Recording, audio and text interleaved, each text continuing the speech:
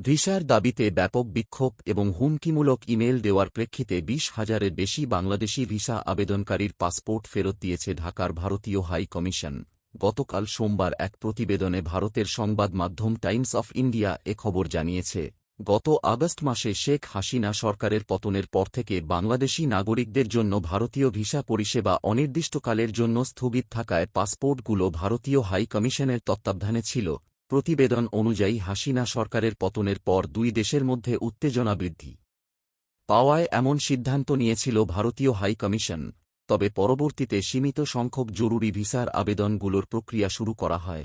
এর মধ্যে কিছু ব্যতিক্রম ভিসা আবেদন যেমন মেডিকেল, ইমার্জেন্সি স্টুডেন্ট এবং তৃতীয় দেশে ভ্রমণের জন্য প্রয়োজনীয় ডাবল এন্ট্রি ভিসা অন্তর্ভুক্ত রয়েছে। এর কারণে হতাশ আশাগ্রস্ত আবেদনকারীদের অনেকেই ব্যাপকভাবে হাই কমিশনে ইমেইল করেছেন। এমনকি কিছু ইমেইলে ভাঙচুরের হুমকিও রয়েছে। টাইমস অফ ইন্ডিয়া জানায়, বাংলাদেশ ভারতের একটি গুরুত্বপূর্ণ ভিসা আবেদনকারী দেশ।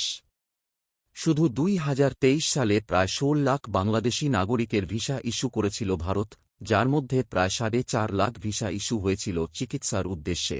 যেহেতু বাংলাদেশে অন্যান্য দেশের কূটনৈতিক মিশনের সংখ্যা সীমিত, তাই বাংলাদেশিরা প্রায়ই ইউরোপ সহ অন্যান্য দেশে ভিসার জন্য ভারতের উপর নির্ভরশীল।